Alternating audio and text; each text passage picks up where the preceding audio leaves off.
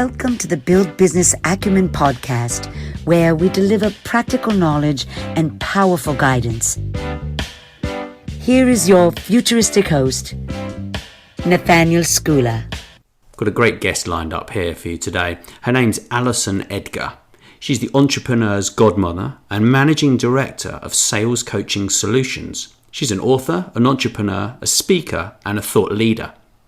From growing up in a high-rise flat in Scotland and struggling with undiagnosed dyslexia, to working internationally in hospitality management and ultimately owning and scaling a successful sales training business, Alison has a fantastic story to tell. Her debut book, Secrets of Successful Sales, has reached the top of the Amazon best-selling chart and is also in the top in WH Smith's business chart. Alison regularly appears on and contributes to the BBC and LBC Radio, and she has been named as one of the UK's top 10 business advisors and the UK's number one sales and marketing advisor by Enterprise Nation.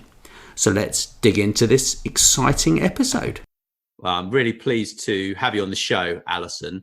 This is Alison Edgar, and yeah, we're going to talk about lots of interesting topics today, but I know you've got a really great kind of life-changing opportunity that came along quite recently. Certainly, the Duke of York runs some kind of organisation, and you're sort of involved with that. And it sounds really, really quite interesting. I look forward to hearing more about you and that actually. So I'm going to let you tell me a bit about it. Yeah, so what had happened is one of my clients, I work with a lot of young entrepreneurs, some of them Dragon's Den winners or apprentice winners, I like working with young people. They bring out the best in me, they inspire me, and I think it's mutual. And Ben Towers, who is a young entrepreneur, he at 18 did a multi-million-pound merger of his company. He was working closely with the Duke of York Idea Awards.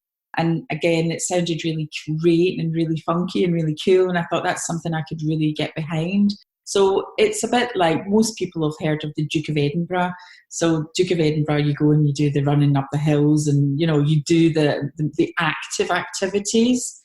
But now with digital being so prevalent, not only to younger people, but returners to work after maternity leave or the unemployed, or again, it's a really, really good way to get education for free. So again, a bit like Duke of Edinburgh, you get the badges. So you get your bronze award or you will get your silver award. And in the lead up to that, you get your little badges. So it's in different things. You've got like the worker one, the entrepreneurial one. It helps you do coding. So again, if you look at, where I find there is a bit of a gap in the market is if you do, because a bit like myself, I continued to work while my children were small, but I worked part-time. But a lot of people give that time fully to their children and then they have to go back, and they've potentially come from corporate because their skills have gone or evaporated because tech moves so quickly that I just thought that's a really brilliant thing to help people that are going back to work, help their CV, give them new skills, and ultimately I think give them confidence because and especially with the badges, everybody likes to think they've won a badge or a level or so. Yeah, I just felt it was something I could get behind. Also, I've got a young team, so like Rebecca in my team, she's achieved her silver award, and she is non-graduate. I take on quite a lot of graduates from intern programs, but Rebecca hasn't really got any formal A-levels or anything, and for her, it just gave her a whole new lease of life. So I can see what it does for our team, and it was just something. I was honoured to be made an ambassador for them. So I go around schools in the local area and I talk about idea and how, again, young people can help buff their CV a little bit more or their personal statement a little bit more to really, again, give them confidence and bloom.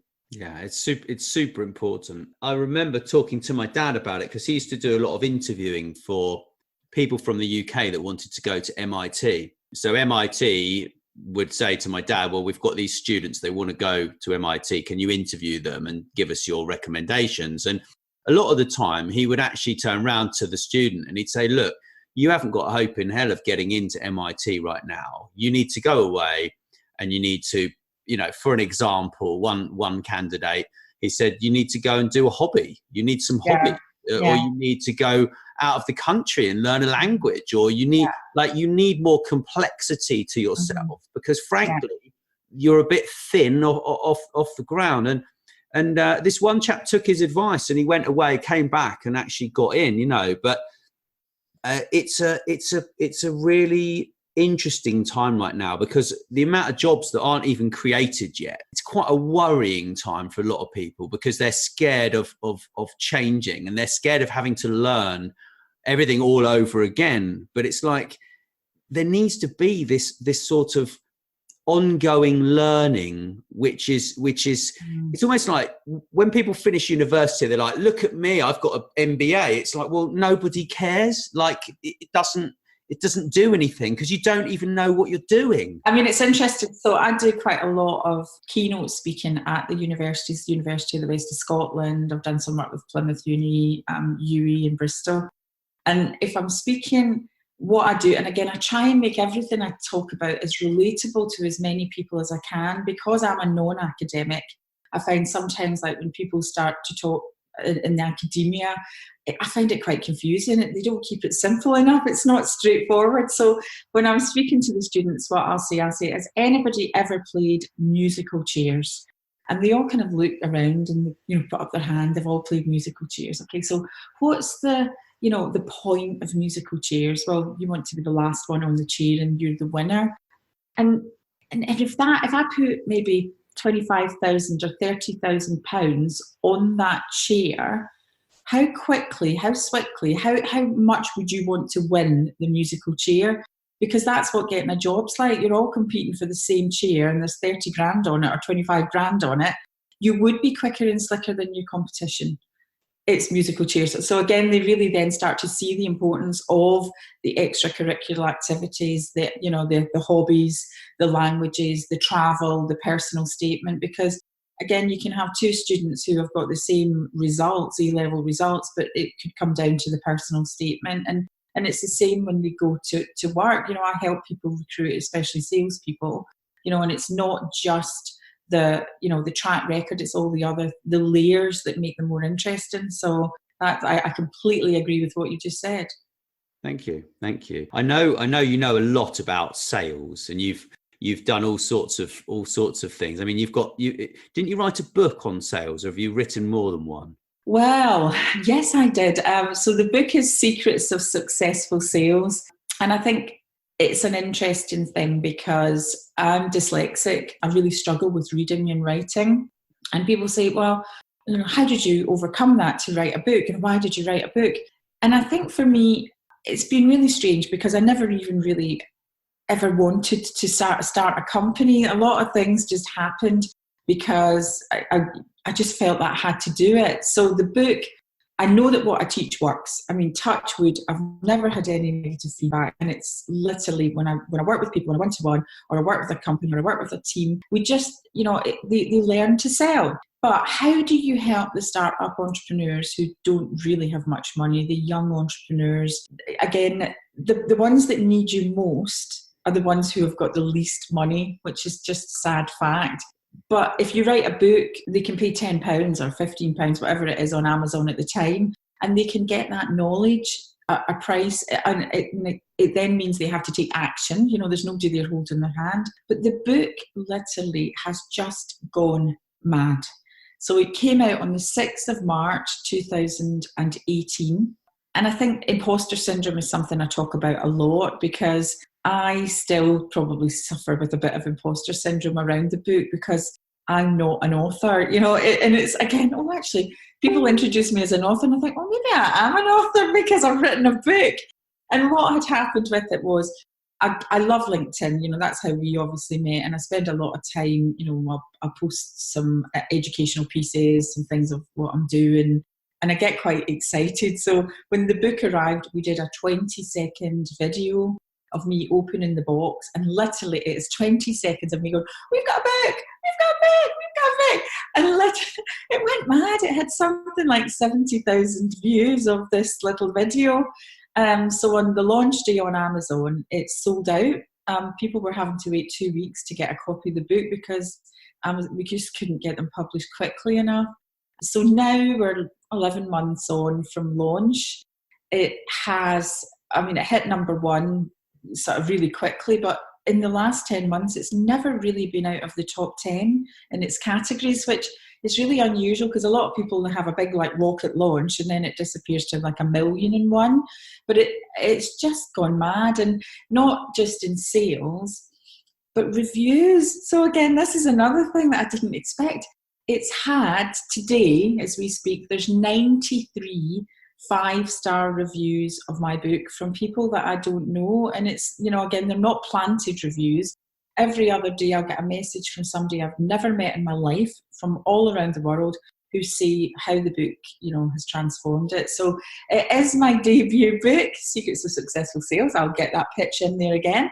But I've also co-authored another book, which is called Sales Genius. So I've written a chapter for Sales Genius. And I'm now working on book number 2. And I've just done my first TEDx. So I've done a TEDx, and the title of that is The Art of Getting What You Want. So book number 2 is The Art of Getting What You Want. But it's an interesting one. The word sales, it's a love-hate. It's a Marmite word, isn't it? Some people who love sales, oh, sales. Other people are like, ew, sales. Dirty, sleazy, ooh, that's not me.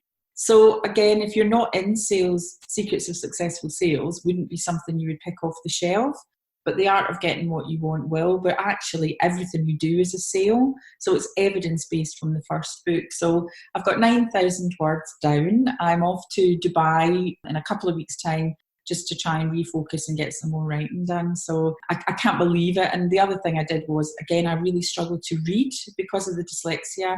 I'm good at talking, like as you can hear, I enjoy speaking. But if you gave me a piece of paper to read out, you would think it was a 5-year-old that was reading because I really struggle. But I managed to narrate my own audiobook. So that was a bit like running a marathon, trying to read, even though I'd written it myself in the book. So that's something I'm really proud of. And I think I try to inspire other people to do things and push themselves a little bit further. But that was my marathon. That's really great. That's really great. It's lovely to understand a bit more about you, and your book titles are fantastic, I must say.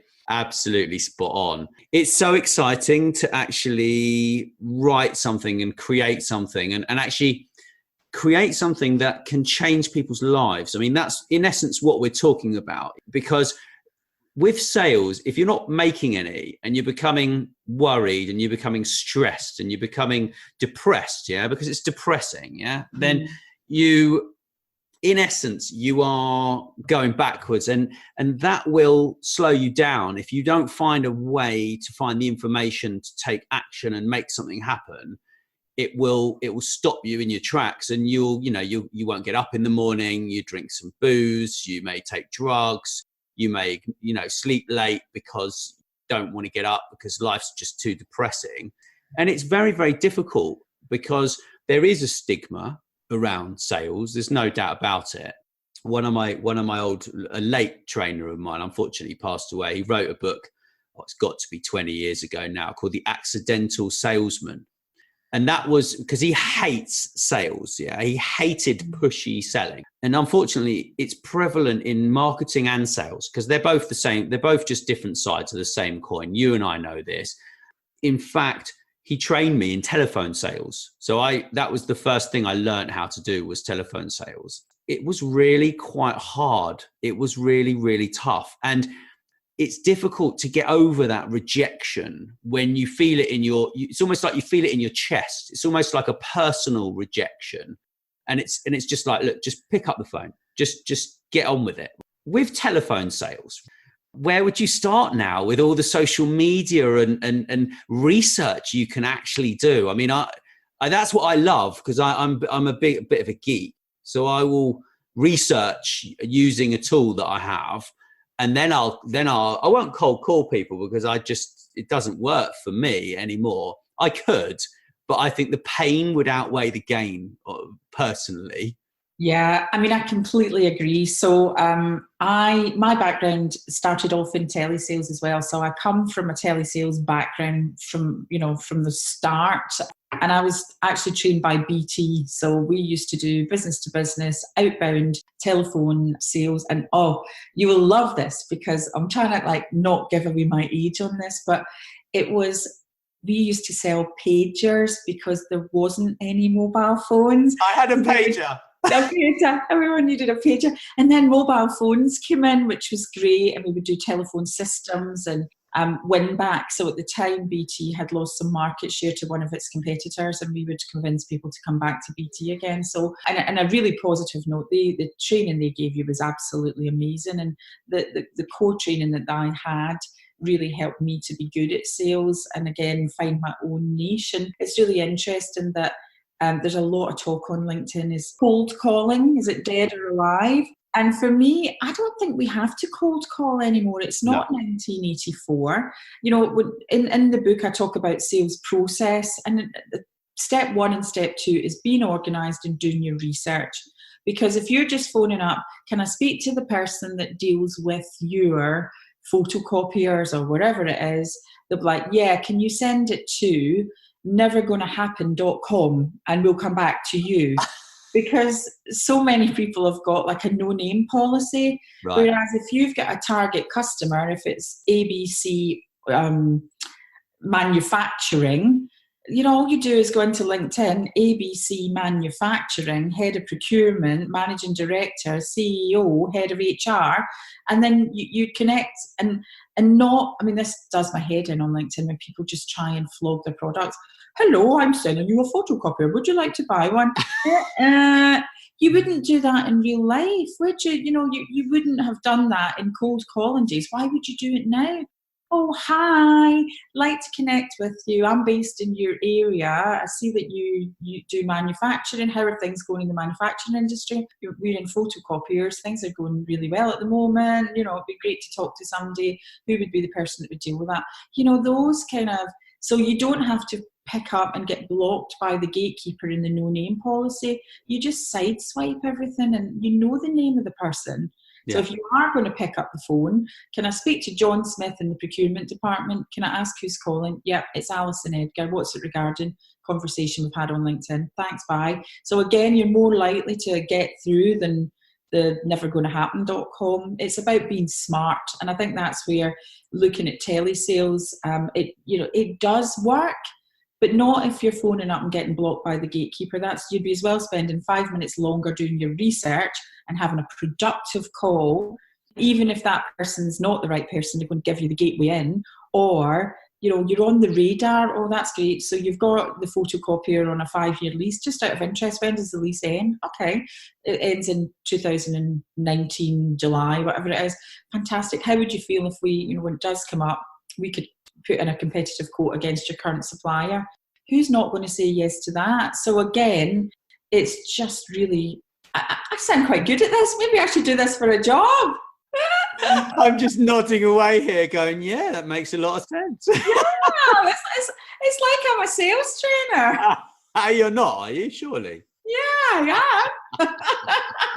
So back to the telesales, right? Yeah. So, yeah, I mean, I used to have a very targeted approach to everything. When I worked in the wine industry, we used to sell into garden centres and farm shops and tourist attractions. We used to sell to like the royal palaces and really posh venues as well, yeah? And I remember when we had a roller deck, right? Seriously, I kid you not. And we had this really posh lady in the office called Jane. And she used to, before she worked there, she used to actually sell double glazing on the phone. She was a double glazing sales lead generator. Yeah. And I just never forget, she would just say, oh, you must call this company this week. They've got a new change of buyer. You must phone them. And I was like, and I would pick up the card and I'd be like, oh, wow. I've been trying to get in here for 5 years. And then, you know, I pick the phone up, chat them up. I say, oh, hi, I've noticed you've just started here. And isn't that exciting that you're in your new role? And it's like, you need a personality, right? Like, Yeah. I think the most important thing is actually having, from where I'm sitting, if I'm trying to do business, for example, in an influencer marketing company that I'm sort of working with, I've actually worked to create a script, which is just a guideline.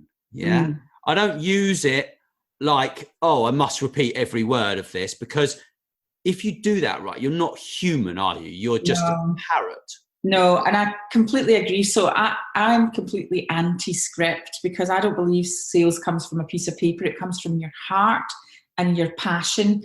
I believe more in a formula. So when we I teach the thing called the Wintroduction, because ultimately the buyer only really cares about what's in it for them. They really don't care about you at all. It's just what's in it for them. So we use the formula. Again, I work with lots of industries because I'm not industry specific. Like one day I'm working with people who do telecoms, the next I'm doing manufacturing, and so I can't mortgages. I was doing mortgages this week. So it's just literally looking for that formula, which is the same no matter what.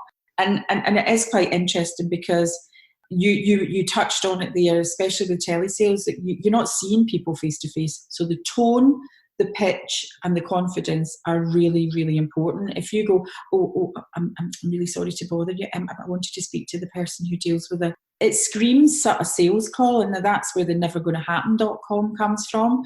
Actually, if you elevate your tone, your pitch, and your confidence, people will be more confident in you. And it does help, to be honest. A lot of the call centres were always opened in Scotland because we've got a bit of a singy, songy voice. It's really good. So we can't all be Scottish, but if you have got a monotone, you really need to work on the up and down, the enunciation. Right. That's how people will engage with your voice. But also, I mean, I was learning the other day. I can't remember what I was reading or listening. I think I listened. That was it. I listened to something that was quite interesting, and it was, so after you've done your research, you know about the company, you know about your product, and you know about the person that you're talking with.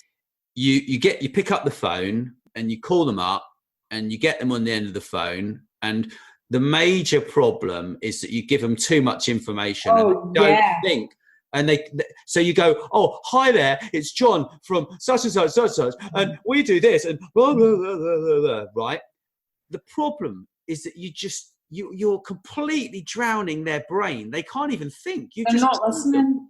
Yeah, so not listening. So what would you say? You were calling me, right? And I was your ideal client. Okay? Yeah. How would you call me?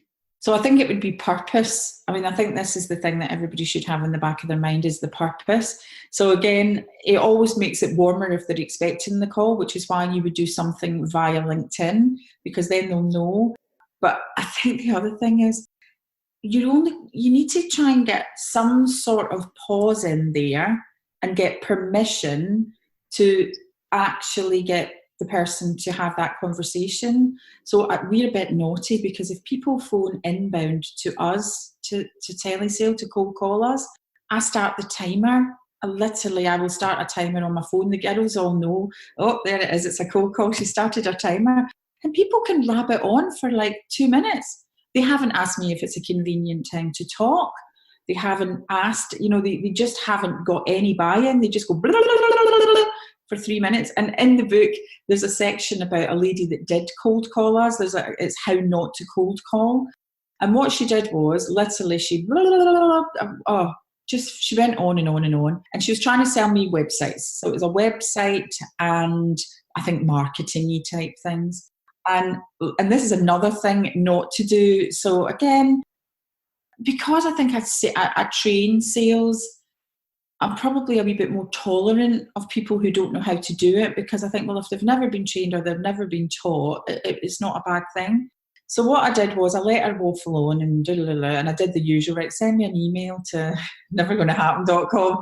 Anyway, I passed it then back to the team. So if you look at, and this is another thing, I think people talk to the wrong people in an organisation. So she kind of had me, I'm the decision maker, but I managed to pass her back down to one of the team. So I think, again, that gives you an idea that somebody's not that interested. You've not really caught that, that bond of why they should listen or why they should buy.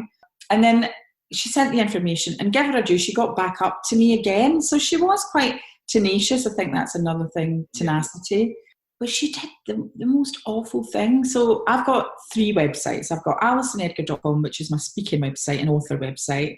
I've got Entrepreneurs Godmother, which is again for the startups and micro businesses. And I've got Sales Coaching Solutions, which works with teams.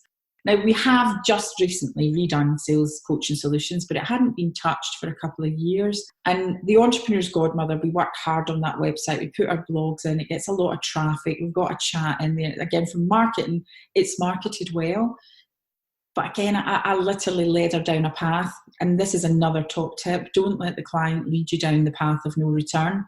So she said something about websites. And again, I gave her enough rope to hang herself, shall we say. And I said, right, okay, so what is it you think is wrong with my website?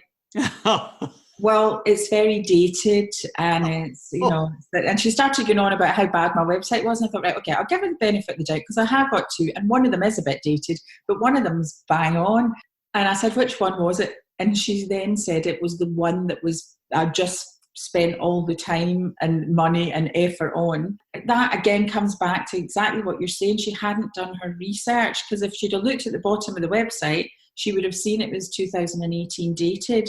So again, if you are selling websites and you're cold calling, for example, if you've not done your research, if it's a website that's not mobile friendly, it's been kicking around from 2011, for example, they're prime game as a prospect.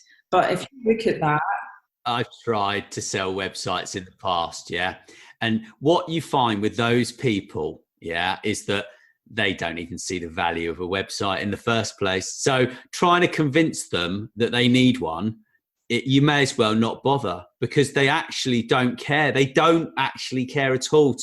So there's no buying motivation.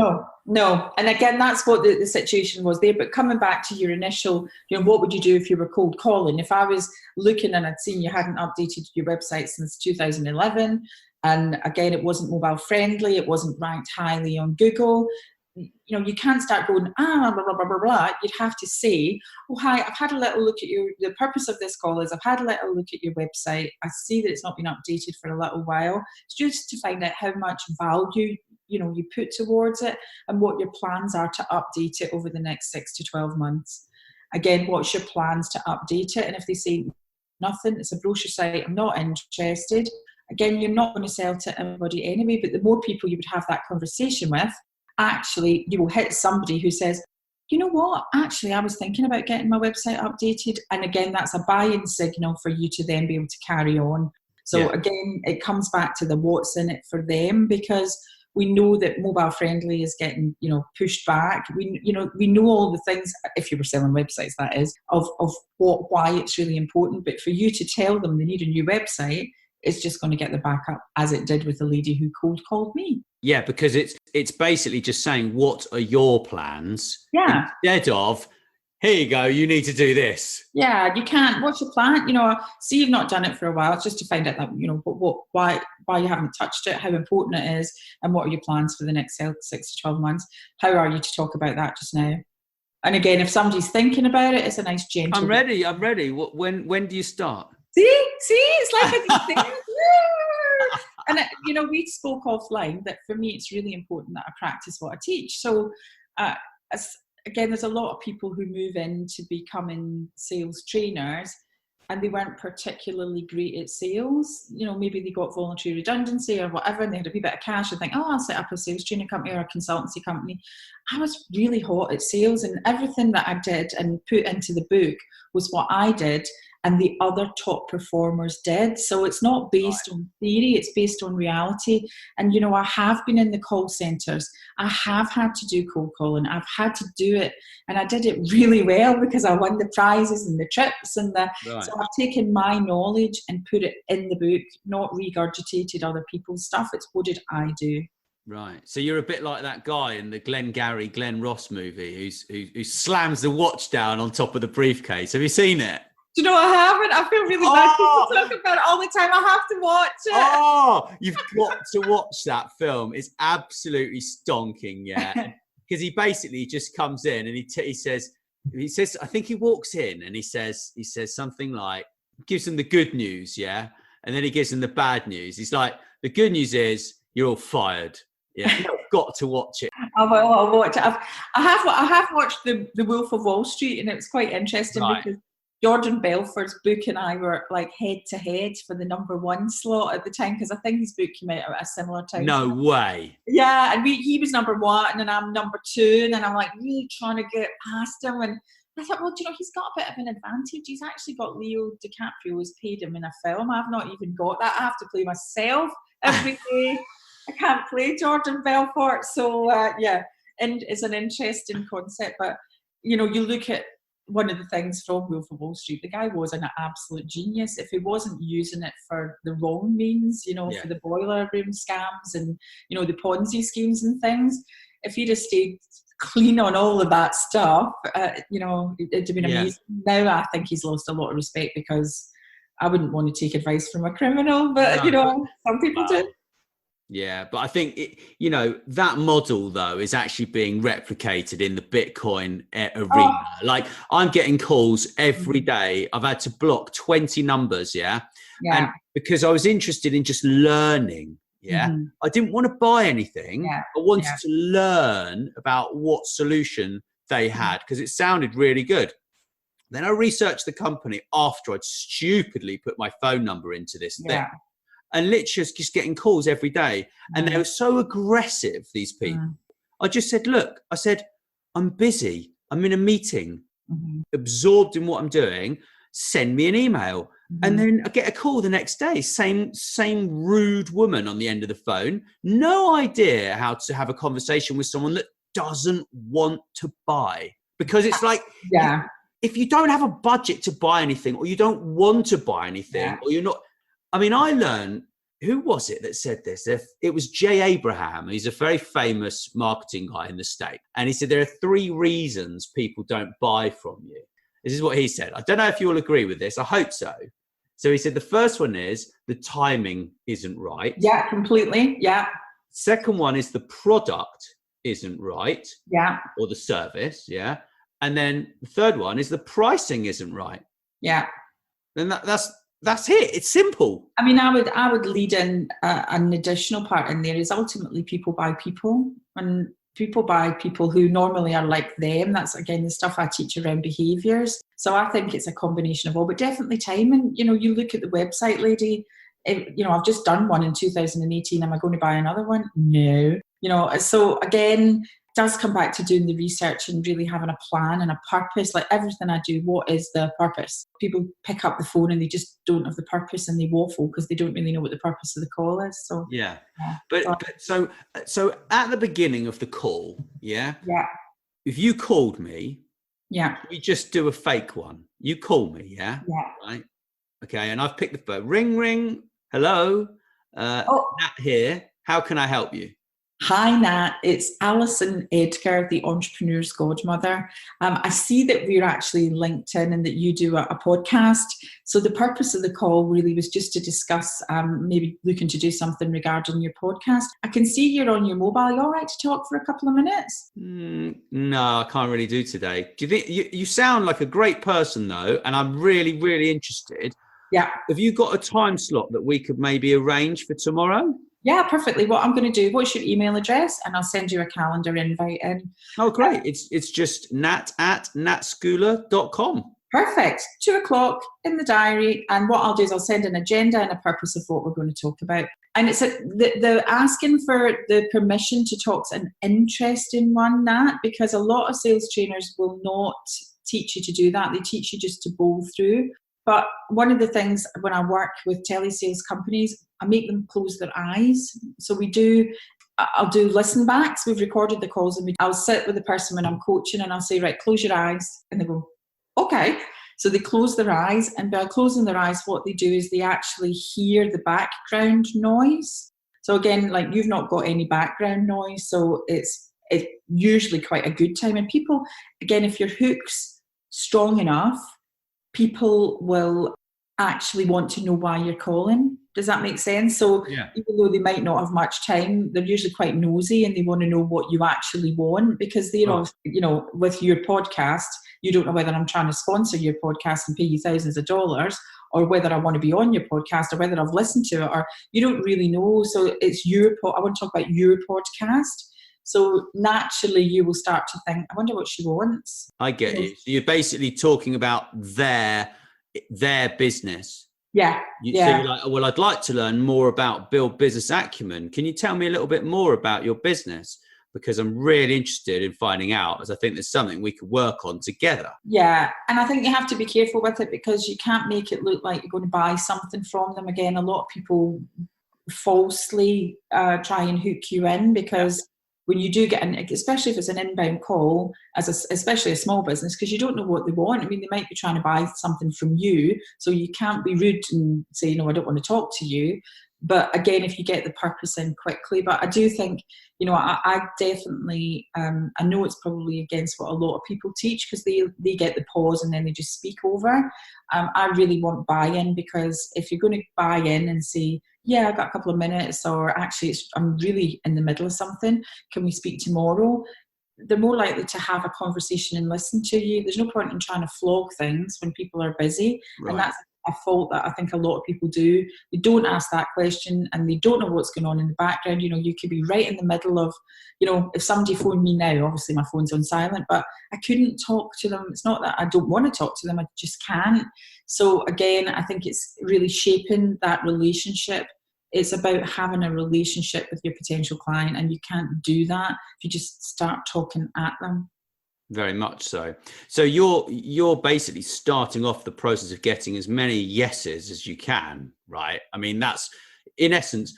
So, in all selling and marketing, business to business sales, right? We want them to say yes, don't we? Because the sooner they say yes, they give you permission to talk to them, right? Yeah. Okay. So in business to business sales, if you are discussing with them something, ideally you want them to say yes as many times as possible, because then when you come to closing, right, it doesn't feel like closing, and it doesn't feel like closing anyway to them, because they've already closed themselves, right? Yeah. It's really interesting, because if I start doing a course, so say it's a sales team, and at the start of the course, I'll go around and get them to put on the post-it note what their objective for the course is. What do they want to get? What's the goal for them? And I absolutely love it when they say closing. Like, I do a little mini fist bump to myself, because the reason they can't close is they've never opened. They're trying to sell too soon. So again, for me, I teach people so if it's a face-to-face meeting or a telephone meeting or whatever it is, I call it setting the table. So if I called you back then at 2:00 in the afternoon, okay, thank you so much for taking the call. What I want to do is I want to discuss a couple of things, what you're currently doing for your sales training, how many are in your team, and really looking at how you drive things forward over the next 12 months. How does that sound to you? Yeah, that's good, Alison. So again, they're saying yes. So then what I would expect would do this will take us about 30 minutes. I'm also going to ask questions regarding your turnover and your growth potential plans, which will probably touch on finance. Are you okay to talk about the finance and the growth plans? Yeah, that's fine. Usually they'll say yes, as long, and again, this is where if you don't set the table at the start and you then start to talk about budget and finance and money, they'll go, what do you want to know that for, Nosy Parker? Because you've not set the table further back. Whereas if you've explained that you're going to be doing that, then you can. And then again, by asking them, so what are the challenges you've got with your sales team? How many are in the sales team? How many of them are hitting target? What percentage miss? What do you think the main reasons that they're not hitting target? What have you done already to try and turn those performances around? How successful has that been? What would be your ideal way to do that? So again, I'm firing out loads of open questions. Obviously, you don't do that because that sounds like scripted, but you would listen to what the answers were. But ultimately, you'll have things that you wanted them to say, and by asking the right questions. So ideally, you want them to say, I've got a sales team of 30. 20% of them are bringing in 80% of the revenue. What I'd like is more tips for them to advance their sales. And what I'd like is the middle ground people, I'd like them to be able to hit target. So what I need is a structure for them. So again, that's the answers you want. So you're preloading the questions back in to try and not get them to say, because that might not be the challenge, and you're not going to sell to everyone. But if you're asking good questions, then what you do at the end is you would draw a line in the sand. So, okay, that just to confirm, what you've said is this. Is that correct? Yes, Alison, that's correct. So again, it's that yes at the time where you draw the line in the sand, and that's the bit where they do all the talking, and then it becomes all you're doing is selling the benefits of what you sell and matching them in. So it's, again, very formulaic, but lots and lots of small businesses and lots of businesses have never followed that formula. Right. So at the end there, you're literally just confirming back to them what they've said to you. And then you just say, so is it okay if I let you know on an offer that I can make for you, which is going to help you with your business to fix all these little problems that you just told me about? I would go even further back than that. So they've just said yes, and I'd say, right, okay, the benefit of me is I'm the UK's top 10 business advisor. I've worked with people in different industries. They've had, as a result of working with me, they've had an upturn in sales of 25%. It's also meant they've retained, so they've not had to spend money on recruitment. The benefit is I'll come to your premises and do it so that you don't have to, send them out. Also, I can do it on a half-day basis, repeating the same content, so your operation still goes in. So let me just have a look at my diary. Actually, I've got a couple of dates available, the 14th of February or the 26th of February. Which one would be best for you, for us to start, working with the team? I've not even asked. So you don't even talk about anything except for you just go straight into that. Well, if they're saying yes the whole way through, right, then we're ready to close, and then they would say, "Oh, what's the price?" Then you come to the price. Yeah, and then then they go, "What's the price?" Even after you've put them into the diary, right? That's so cool. Yeah, or something that might come up a wee bit earlier. Yeah. But again, if you've asked the money question, so for example, if the average value order or the salesperson's target is £1,000 a day, all you need to do again is justify the cost back to the margin, and then boom, you've pretty much paid for yourself because you're going to increase sales. Right. So right. Yeah. Right. So you would basically say to them, so if your salesperson say they've got 30 salespeople, yeah, you would say, so how many salespeople do you have? They say 30. Yeah. So then you would say, how many sales in revenue terms do they need to make to pay for their salary and give you £1,000 a day profit? And you ask them that question. Once they come back with, they need to sell 10K's worth of product per day to give me X, then you say, well, I'll tell you what, that's fine. I can do this. And that's what it is. So you've justified your cost, the spend, because you're not guaranteeing it, but you're basically saying that they're going to increase sales by working with you, and that's it, really. I mean, touch wood, and again, I think this has come through like having the business for a while. I've never had any negative feedback on anything I've done, and I've never had any company that I've worked with who haven't increased sales as a result of the work. So, and again, I think they need reassurance. So some people won't make a decision there and then, some will. But like I always say, I've got, I don't know how many hundreds of testimonials on LinkedIn. Literally, you just pick up the phone to anyone on there, ask them what it's like to work with Alison Edgar, and they'll all tell you exactly the same thing, that I've increased their sales. So again, it's that reassurance that I don't want to break my duck working with a company and that doesn't happen. Yeah. So I wouldn't put I personally put my money where my mouth is. And I think that's where having confidence in your product, you need to, or you won't be able to sell it. So it feeds back to me practicing what I teach, really. Right. Yeah, it's knowing your product, isn't it? And knowing the pricing of it. Like, that's the most difficult thing in the entrepreneurial journey, is a sort of, you know, you come up with an idea and you're like, well, I want to sell this. And then you're like, Yeah. and it's like, but that actually doesn't go back to your purpose. So it's like, No. The purpose is really important. yeah, the purpose of like why you're doing what you're doing. Because if you don't have a strong purpose, everything you do is going to fail because you're just in it for the money, and people feel that. And when you look at them in the eyes, they go, oh, I know that she's just in it for the money, or he's just in it for the money, not to actually help people, to help society as a whole, but just in it for the money, right? And no one likes that.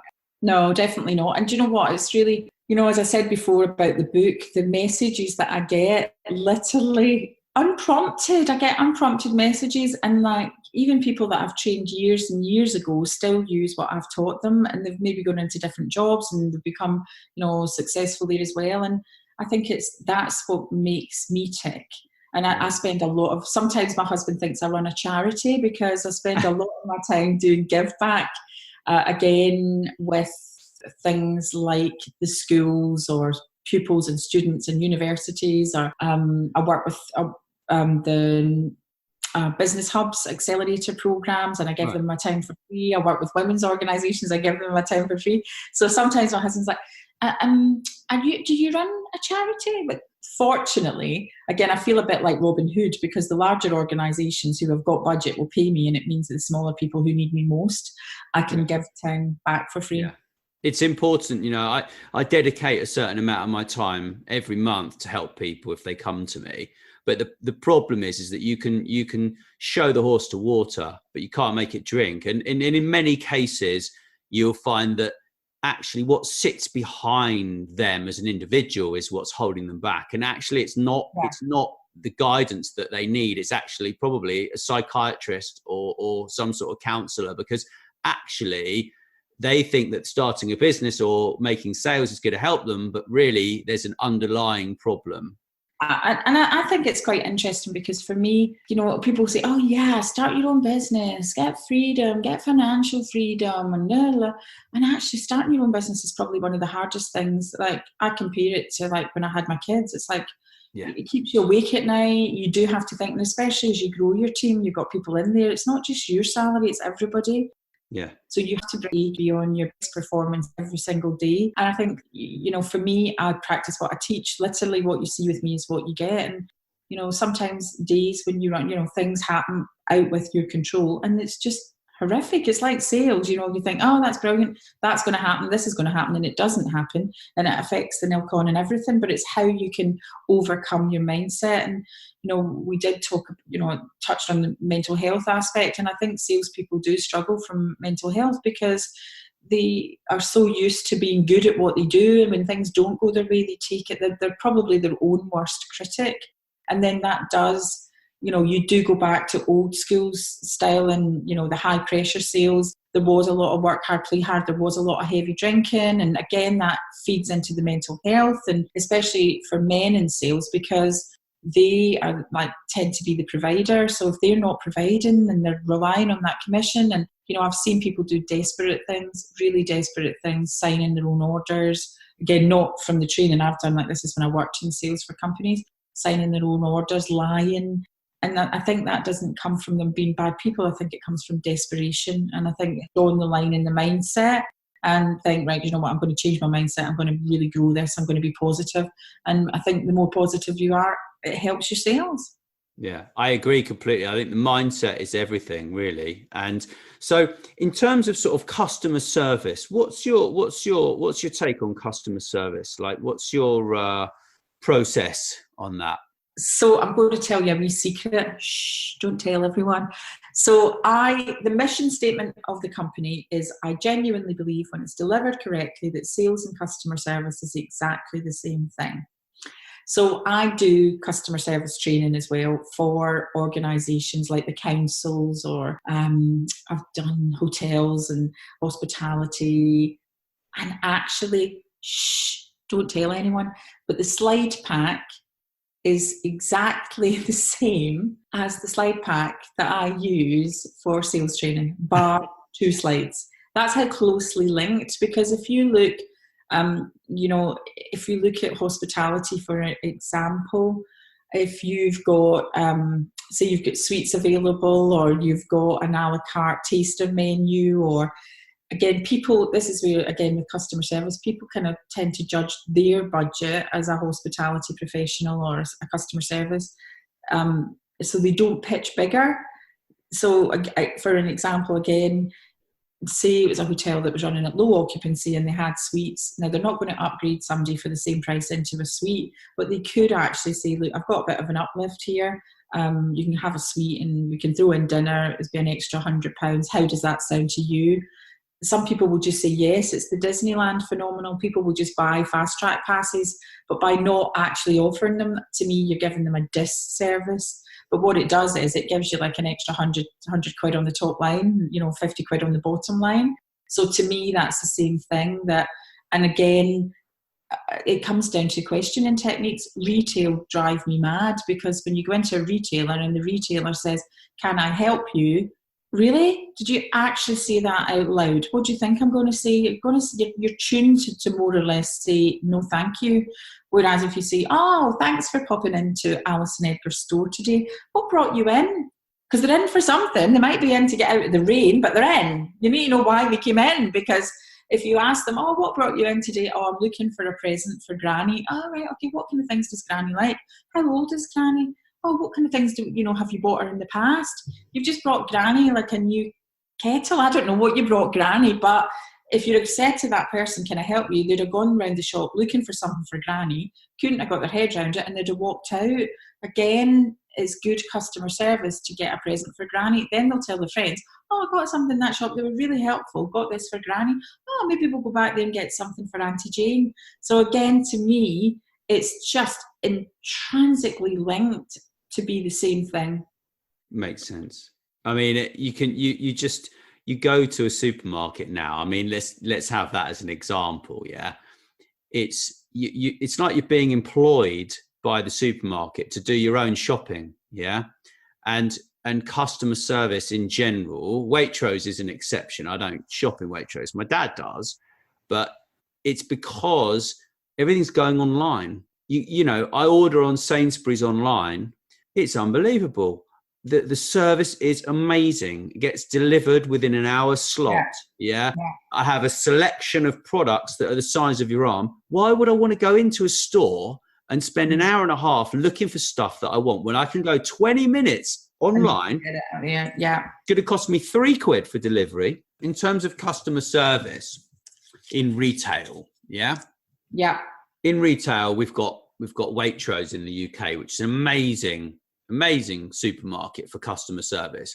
When you walk in there, if you're lost, the training that they have in Waitrose it's exceptionally good, because they will say, are you all right? Can I help you? And they will take you straight to what you need. If they can't find it, they will find someone else who can. But you go to Tesco's, they go, oh, it's just down the end there, mate. Turn right, it's the second aisle on the left. And then you just sort of look at them and you just think, you've got no pride in your job. Yeah. And you should be grateful that you've even got a job in this day and age. Yeah. And that just goes back to the ethos of the company and the attitude of the company. But a lot of these people are going to be replaced anyway with robots, because robots are becoming more available in retail now. Yeah. I mean, I think that's where it's really important that I think a lot of people still like face-to-face contact. So this is where I do think the independent sector. So I'm an ambassador for Small Business Saturday. So I really help to support small businesses. So I think that's where they can have a USP, that some people still do like that really good quality service.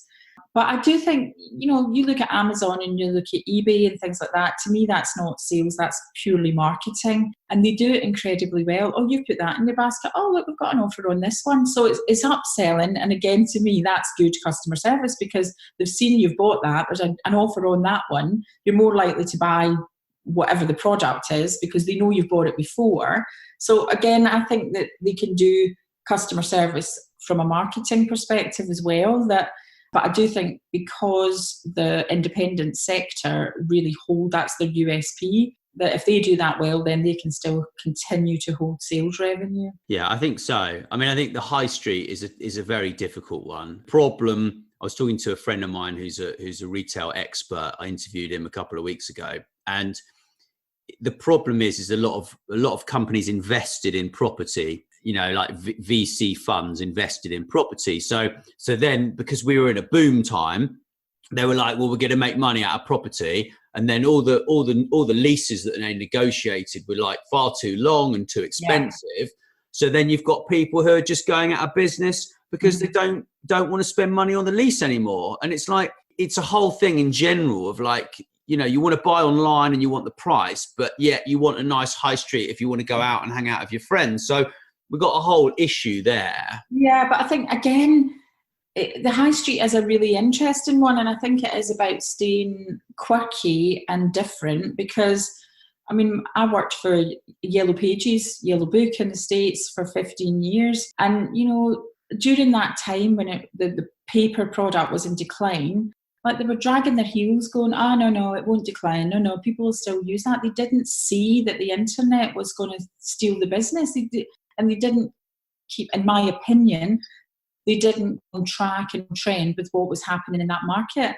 And I think the high street's the same, that, you can have the quirky side of things, but if you've also got a good e-shop, a good cart, then you can get revenue from that. And if you look, again, even, it's really imperative for every business they control costs, because it's not just about sales, it's controlling costs. So for us, we intentionally do not have an office because we don't need an office, because if I'm out, I'm not here. We can all work from home. We've got flexible WeWork. We've got flexible desk lodge.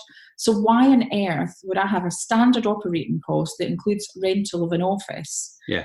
And I think that's where, again, the same in the high street. We know that rental of the office, if you're selling handmade cushions at £5 a go, how many handmade cushions do you have to sell to cover the rent? And that's where, again, a lot of people go into business just with hopes and dreams and think it's going to be fantastic, and they don't know enough about the numbers and how to make money. And that's why a lot of things close, is because of the rental and the business rates, and they can't have again, this is where it does fluctuate. You can't determine how many people are going to hit the high street that day. But if you're marketing, creating the database, doing offers to try and get them in store, or having launches, or having, different things, you can try and forecast. But if your rent is actually 150 quid a day and you sell 2 cushions at a tenner, you're at a loss that day. That's not even including your wage cost. And I think that's where businesses have to be savvier and have the combination of the e-cart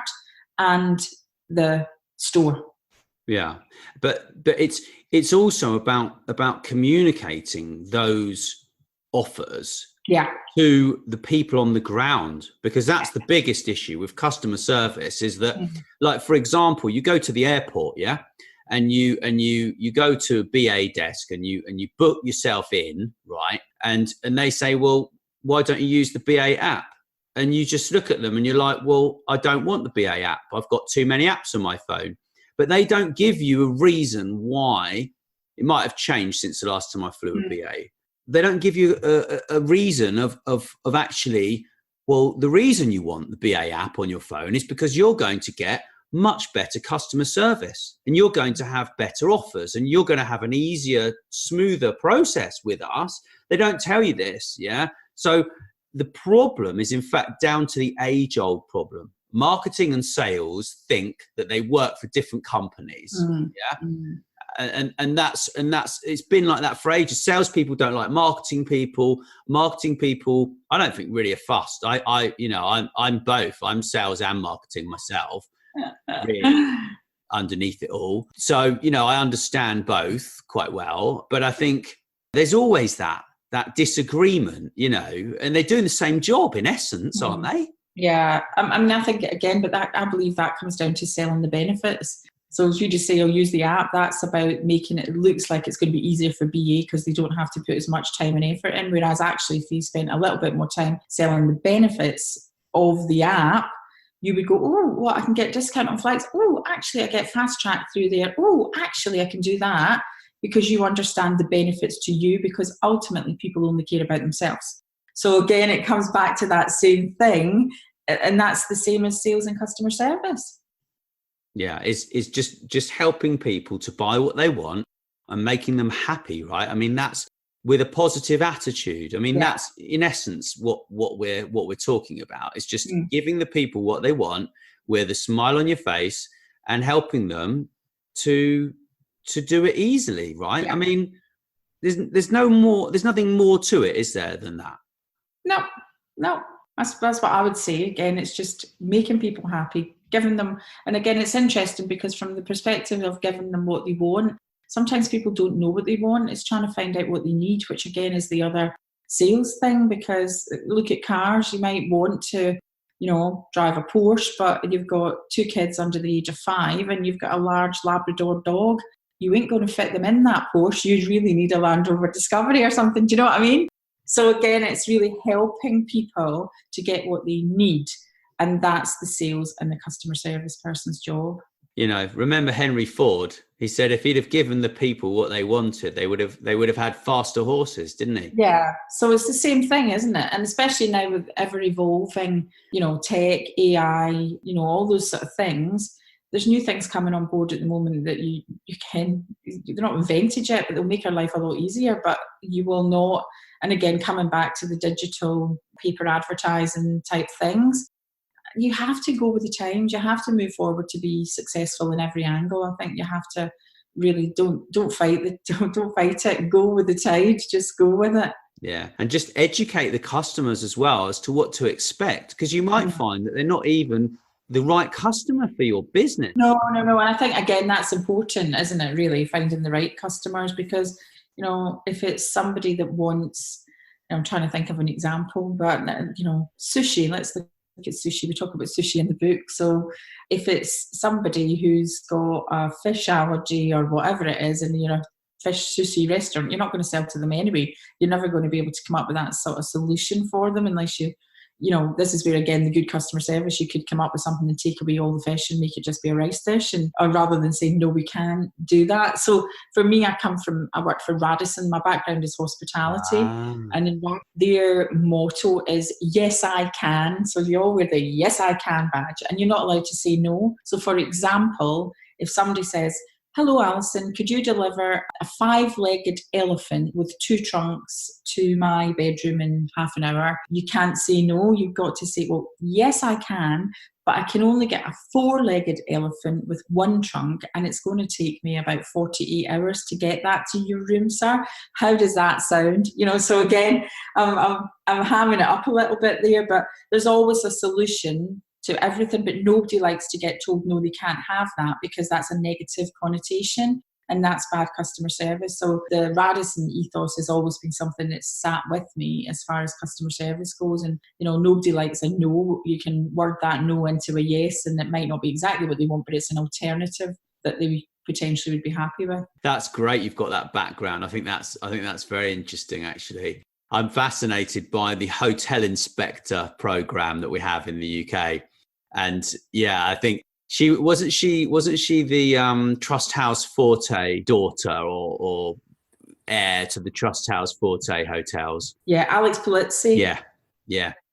And that's just a fascinating thing to watch. If anyone's on YouTube, they should check that out. It's really, really interesting. There's so much to it, but in essence, I love the fact that you've said that customer service and sales are in essence the same thing. I believe that 100% believe it. It's on everything that we publish. It's on our websites. It's on every written piece of documentation. It's even in the book. So it's everywhere.